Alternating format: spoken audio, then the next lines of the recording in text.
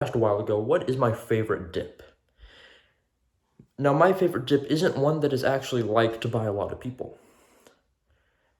This dip is Spinach Artichoke Dip.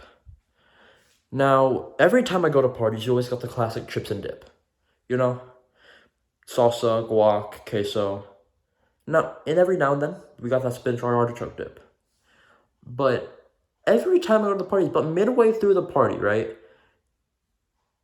The salsa's gone, the guac is gone, and the queso is pretty much just annihilated. But the spinach artichoke dip is still there. And I'm like, how does no one like this? But I guess, it's just opinion. But hey, the Super Bowl's coming up. Me personally, I'm rooting for the Chiefs. If you want to comment below what team you're rooting for. And like I said, and back to what I was saying, Super Bowl's coming up. I might invite some friends over. I'm gonna need to make some food. So I thought, I'm gonna make some spinach artichoke dip. Let's get to it.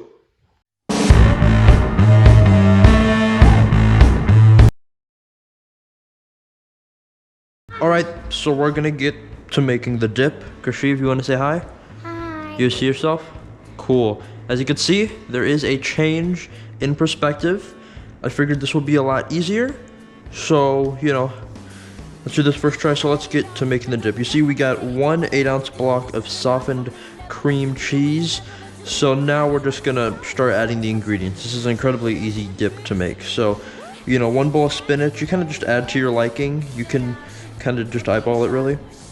So we're gonna add that. Some artichoke hearts, about 4 or 5. We diced them up a bit. Then next.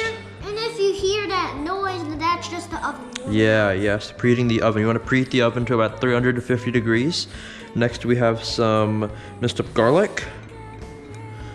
Got that in. And I think we're just gonna stir it up from here before we add the rest of our ingredients. And when the oven is all the way up to the perfect degrees, that means we are ready to put it in.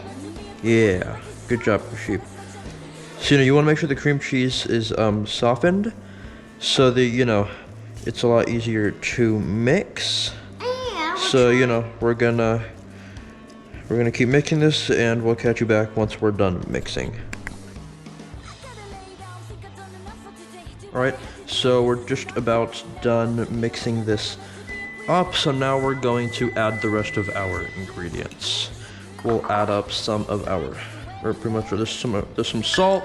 You can pretty much add to your liking. Already the cream cheese in the 2 different cheeses already have enough salt, so you don't want to add too much. Here we have 1 little cup of Parmesan cheese. We're gonna add just a little bit because we're gonna save a little bit for the very end so we can put it on top. And then we have some mozzarella cheese, same thing with the Parmesan, leave just a little so we can put it on top at the very end.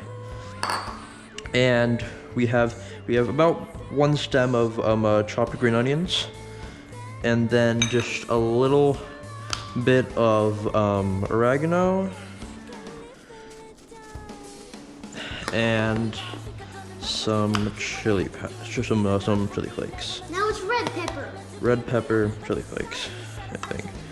So now we're gonna stir all this up, and I will catch you once this is all done being stirred up. Okay, so now after mixing it in the bowl and putting it in this little pan pot thing, we have put that leftover cheese in on the top so that when we bake it, we have that nice cheesy layer. We put our aluminum foil on top, and now at this stage, you can put it in the fridge or bake it when you need it, or you can bake it right away.